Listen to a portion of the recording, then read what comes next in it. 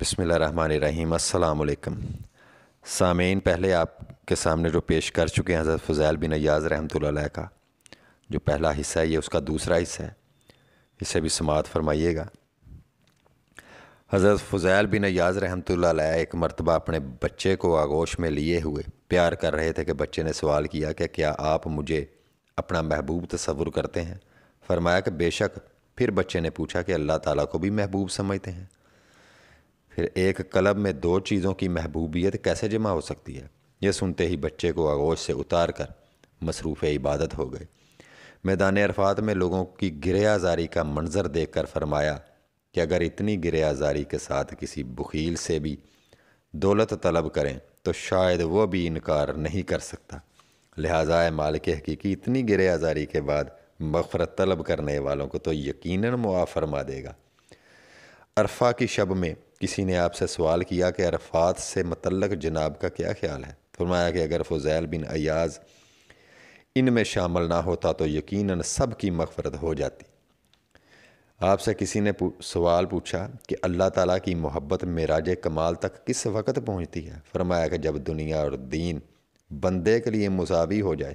پھر کسی نے سوال کیا کہ اگر کوئی اس خوف سے لبیک نہ کہتا ہو کہ جواب نفی میں نہ مل جائے تو اس کے متعلق آپ کی کیا رائے ہے؟ فرمایا کہ اس سے زیادہ بلند مرتبت کوئی نہیں۔ پھر اساس دین کے متعلق سوال کے جواب میں فرمایا کہ عقل دین کی بنیاد ہے، اور عقل کی بنیاد علم، اور علم کی بنیاد صبر ہے۔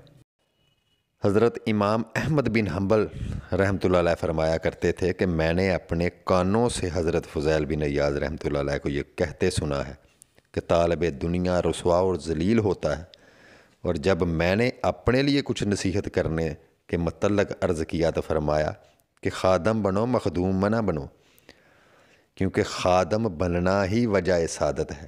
اگر مرتبہ بشر حافی رحمۃ اللہ علیہ نے پوچھا کہ زہد اور رضا میں افضل کون ہے؟ ایک مرتبہ حضرت بشر حافی رحمۃ اللہ علیہ نے پوچھا کہ زہد اور رضا میں سے افضل کون ہے؟ فرمایا کہ رضا کو فضیلت اس لیے حاصل ہے کہ جو راضی بر رضا رہتا ہے وہ اپنی بساط سے زیادہ طلب نہیں کرتا۔ سفیان ثوری رحمۃ اللہ فرمایا کرتے تھے کہ ایک مرتبہ میں رات کو آپ کی خدمت میں حاضر ہوا اور قرآن و حدیث کے بیان کے بعد میں نے عرض کیا کہ آج کی نشست اور رات دونوں مبارک ہیں اور خلوت سے کہیں زیادہ افضل۔ فرمایا کہ یہ نہ کہو آج کی شب تو تمام راتوں سے کبھی ہے، کیونکہ آج کی شب ہم دونوں اسی تصور میں غرق رہے کہ گفتگو کا موضوع ایسا ہونا چاہیے جو ہم دونوں کو پسندیدہ ہو، جبکہ اس تصور سے خلوت نشینی اور ذکر الہی میں مشغولیت کہیں زیادہ بہتر تھی۔ آپ نے حضرت عبداللہ رحمۃ اللہ علیہ کو سامنے سے آتا ہوا دیکھ کر فرمایا کہ جدھر سے آئے ہو ادھر ہی لوٹ جاؤ، ورنہ میں لوٹ جاؤں گا، کیونکہ تمہاری آمد کی غایت صرف یہ ہوتی ہے کہ ہم دونوں بیٹھ کر باتیں کریں۔ ایک مرتبہ آپ نے کسی سے حاضر خدمت ہونے کی وجہ دریافت کی تو اس نے عرض کیا کہ میری آمد کا مقصد آپ کی شیریں بیانی سے محظوظ ہونا ہے۔ آپ نے قسم کھا کر فرمایا کہ یہ بات میرے لیے بہت ہی وحشت انگیز ہے، کیونکہ تمہاری آمد کا مقصد صرف اتنا ہے کہ ہم دونوں جھوٹ اور فریب میں مبتلا رہیں، لہٰذا یہاں سے فوراً چلے جاؤ۔ ایک مرتبہ آپ نے فرمایا کہ میری خواہش صرف اس غرض سے علیل ہو جانے کی ہے کہ باجماعت نماز ادا نہ کرنی پڑے اور کسی کی شکل تک نظر نہ آئے، کیونکہ بندگی ایک ایسی خلوت نشینی کا نام ہے جس میں کسی کی صورت نظر نہ پڑے، اور میں ایسے شخص کا بہت ممنون ہوتا ہوں جو نہ تو مجھے سلام کرے اور نہ مزاج پرسی کو آئے، کیونکہ لوگوں سے میل ملاپ اور عدم تنہائی نیکی سے بہت دور کر دیتے ہیں، اور جو شخص محض اعمال پر گفتگو کرتا ہے اور اس کی گفتگو لغو اور بے سود ہوتی ہے، اور جو اللہ تعالیٰ سے خوف رکھتا ہے اس کی زبان کنگ ہو جاتی ہے، اور اللہ تعالیٰ دوست کو غم اور دشمن کو عیش عطا کرتا ہے۔ پھر فرمایا کہ جس طرح جنت میں رونا عجیب سی بات ہے، اسی طرح دنیا میں ہنسنا بھی تعجب انگیز ہے، کیونکہ نہ تو جنت رونے کی جگہ ہے اور نہ دنیا ہنسنے کی جگہ ہے، اور جس کا قلب خشیت الہی سے لبریز ہوتا ہے اس سے ہر شے خوف زدہ رہتی ہے۔ پھر فرمایا کہ بندے کے زہد کی مقدار اسی قدر ہوتی ہے جتنا اسے آخرت سے لگاؤ ہوتا ہے۔ فرمایا کہ میں نے پوری امت محمدی صلی اللہ علیہ وسلم میں ابن سیرین رحمۃ اللہ علیہ سے زیادہ بیم و رجا کے عالم میں کسی کو نہیں دیکھا۔ پھر فرمایا کہ اگر دنیا کی ہر لذت میرے لیے جائز کر دی جاتی، جب بھی میں دنیا سے اتنا نادم رہتا جتنا لوگ حرام و مردود شے سے نادم ہوتے ہیں۔ پھر فرمایا کہ اللہ تعالیٰ نے برائیوں کے مجموعہ کو دنیا کا نام دے دیا ہے، اور دنیا سے بری الزما ہو کر لوٹنا اتنا ہی مشکل ہے جتنا دنیا میں آنا آسان ہے۔ پھر فرمایا کہ لوگ دارالمرض میں پاگلوں کی مانند تنگ جگہ میں زندگی گزار دیتے ہیں۔ پھر فرمایا کہ اگر آخرت خاکی ہوتی اور دنیا زر خالص، پھر بھی دنیا فانی ہی رہتی، اور لوگوں کی خواہش خاکی ہونے کے باوجود آخرت ہی کی جانب ہوتی۔ لیکن دنیا خاکی ہوتی اور آخرت جو ہے وہ زر خالص ہوتی، لوگوں کی توجہ نہیں ہوتی، تو پھر فرمایا کہ دنیا میں جب کسی کو نعمتوں سے نوازا جاتا ہے تو آخرت میں اس کے سوا حصے کم کر دیے جاتے ہیں، کیونکہ وہاں تو صرف وہی ملے گا جو دنیا میں کمایا ہے۔ لہذا یہ انسان کے اختیار میں ہے کہ وہ حصہ آخرت میں کمی کرے یا زیادتی۔ پھر فرمایا کہ دنیا میں عمدہ لباس اور اچھا کھانے کی عادت مت ڈالو، کیونکہ محشر میں ان چیزوں سے محروم کر دیے جاؤ گے۔ پھر فرمایا کہ اللہ تعالیٰ کا یہ ارشاد ہے کہ ہم انبیاء کرام میں سے کسی ایک نبی سے پہاڑ پر ہم کلام ہوں گے، چنانچہ کوہ طور کے علاوہ تمام پہاڑ فخر و تکبر کا شکار ہو گئے۔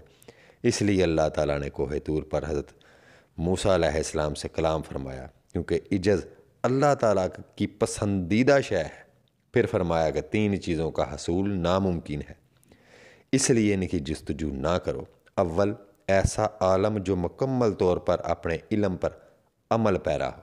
دوم، ایسا عمل جس میں اخلاص بھی ہو۔ سوم، وہ بھائی جو ایوب سے پاک ہو، کیونکہ جو فرد اپنے بھائی کا ظاہری دوست اور باطنی دشمن ہو، اس پر سدا اللہ تعالیٰ کی لعنت رہتی ہے، اور اس کی سماعت و بصارت سلب کر لیے جانے کا خدشہ رہتا ہے۔ پھر فرمایا کہ ایک دور وہ بھی تھا کہ جب عمل کو ریا کاری تصور کیا جاتا تھا، اور ایک دور یہ ہے کہ بے عملی ریا میں شامل ہے۔ یاد رکھو کہ دکھاوے کا عمل شرک میں شامل ہے۔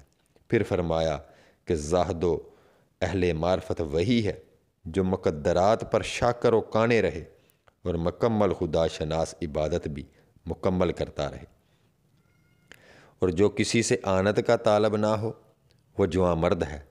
پھر فرمایا کہ اگر لوگ تم سے سوال کریں کہ کیا تم اللہ تعالیٰ کے محبوب ہو، تو کوئی جواب نہ دو، اور نہ اپنی محبوبیت کا انکار کرو، اور نہ تمہیں حلقہ اسلام سے خارج سمجھا جائے گا۔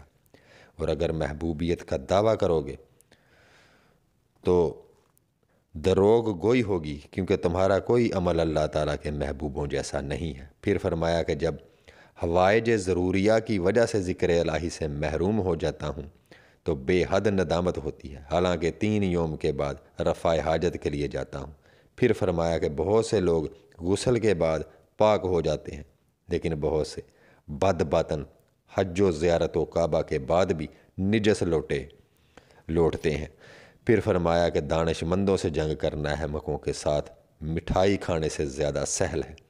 پھر فرمایا کہ جو لوگ چپائیوں پر لان تان کرتے ہیں تو وہ چپائے کہتے ہیں کہ ہم میں اور تجھ میں جو لعنت کا زیادہ مستحق ہو اس پر لعنت ہو۔ پھر فرمایا کہ اگر مجھے اپنی دعا کی مقبولیت کا ایقان ہوتا تو میں اپنے بجائے سلطان وقت کے لیے دعا کرتا، تاکہ مخلوق کو زیادہ سکون حاصل ہوتا، کیونکہ اپنے لیے دعا کرنے میں اپنا ہی مفاد پوشیدہ ہوتا ہے۔ پھر فرمایا کہ کھانے اور سونے کی زیادتی کے باعث ہلاکت ہوتی ہے۔ پھر فرمایا کہ 2 خصلتیں حماقت پر مبنی ہیں، اول بلا وجہ ہنسنا، دوم دن رات کی بیداری سے گریز کرنا، اور عمل نہ کرتے ہوئے دوسروں کو نصیحت کرتے پھرنا۔ پھر فرمایا کہ اللہ تعالیٰ کا یہ ارشاد ہے کہ جو مجھے یاد کرتا ہے میں اسے بھی یاد کرتا ہوں، اور جو مجھے بلا دیتا ہے میں اس کو بلا دیتا ہوں، اور میرے فعل کے بعد مجھے یاد کرنا جرم ہے۔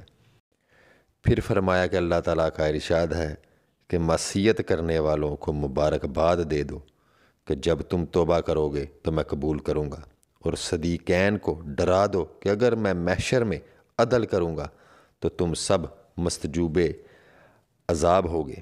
ایک مرتبہ آپ کے بچے کا پیشاب بند ہو گیا تو آپ نے دعا فرمائی کہ اے اللہ تعالیٰ تجھے میری دوستی کی قسم اس کا مرض دفع فرما دے، چنانچہ بچہ اسی وقت سے حیاب ہو گیا۔ آپ اپنی دعاؤں میں اکثر یہ فرمایا کرتے تھے کہ اللہ تیرا دستور تو یہ ہے کہ اپنے محبوب بندوں اور ان کی بیوی بچوں کو بھوکا ننگا رکھتا ہے اور ان کو ایسی غربت دیتا ہے کہ گھر میں روشنی تک کا انتظام نہیں ہوتا، پھر بھلا تو نے مجھے دولت کیوں عطا فرمائی؟ کیا میں تیرے محبوب بندوں کے مرتبہ کا فرد نہیں ہوں؟ اور کبھی یہ دعا کرتے کہ مجھے عذاب سے نجات دے کہ میرے حال پر کرم فرما، کیونکہ تو علیم و ستار ہے۔ مشہور ہے کہ آپ کو 30 برس کسی نے بھی کبھی ہنستے ہوئے نہیں دیکھا، لیکن جب آپ کے صاحبزادے کا انتقال ہوا تو آپ مسکراتے رہے، اور جب لوگوں نے وجہ پوچھی تو فرمایا چونکہ اللہ تعالیٰ اس کے مرنے پر خوش ہوا کیونکہ اس کی رضا تھی اور میں بھی اس کی رضا میں خوش ہوں۔